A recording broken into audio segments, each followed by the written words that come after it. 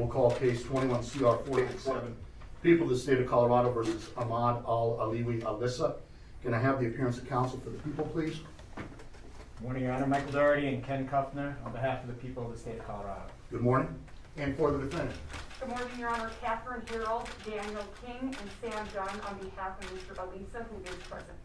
Good morning, counsel. Good morning, Mr. Alissa. Sir, you're here for an advisement hearing. I need to advise you of your rights pursuant to Rule 5. You need to understand that you need to make no statements, and any statement that you do make can and may be used against you. You have the right to counsel. In this case, the Office of the Public Defender has been appointed to represent you. Any plea that you make must be voluntary and cannot be the result of undue influence or coercion. You have the right to bail if the offense is bailable. Right now, you're being held without bail. Mr. Doherty, do the people anticipate seeking a determination that the proof is evident and the presumption is great? Yes, Your Honor. Thank you. Mr. Alissa, what that means is you'll be held without bail until such time as the court is able to determine whether or not the proof is evident and the presumption is great that you committed these crimes. You have the right to be informed of the nature of the charges. You have the right to a jury trial.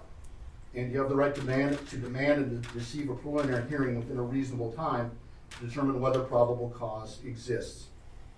And if you're currently serving in the United States Armed Forces, or if you're a veteran of such forces, you may be entitled to receive mental health treatment, substance use disorder treatment, or other services as a veteran. Sir, do you understand those rights as I've explained them to you this morning? I need you to answer out loud, please. Yes. Okay, and for the record, you answered affirmatively. The people have filed a complaint and information charging 11 counts.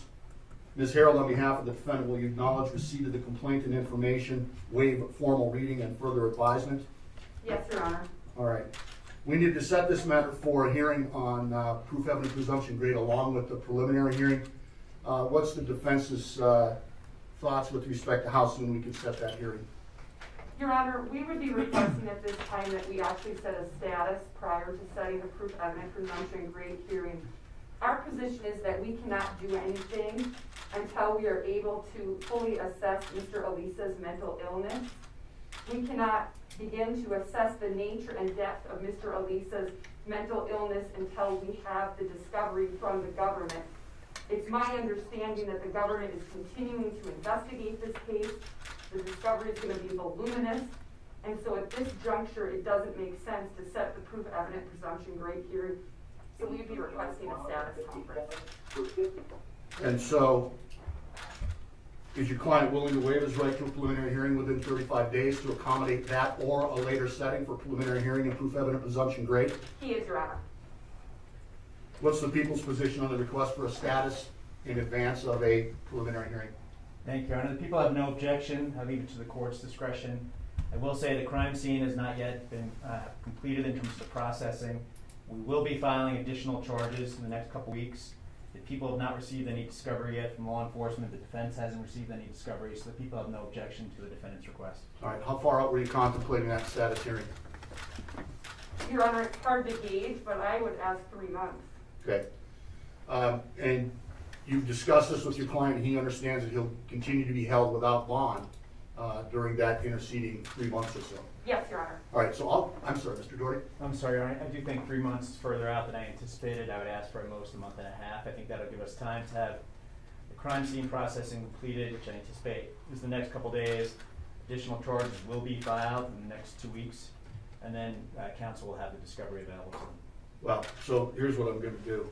First of all, I'll grant the defendant's request to set this matter for a status hearing in advance of any setting for a preliminary hearing or a proof evidence presumption grade hearing.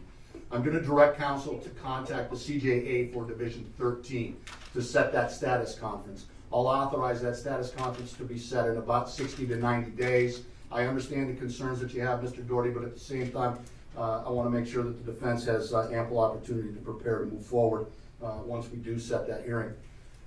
So contact the CJA for Division 13. This case has been assigned to Division 13. Chief Judge Ingrid Bach, you will be the presiding judge in this matter. Anything else at this time on behalf of the people, Mr. Doherty? No, Your Honor. Thank you. Anything else on behalf of the defendant, Ms. Harold? Your Honor, the government filed a request to reconsider this court's previous order with regard to D6. Right.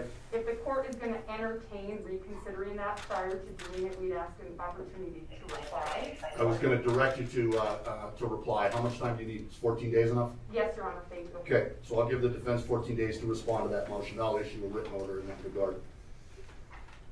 All right, thank you. We'll be in recess. Thank you, Your Honor. Thanks for using WebEx. Visit our website at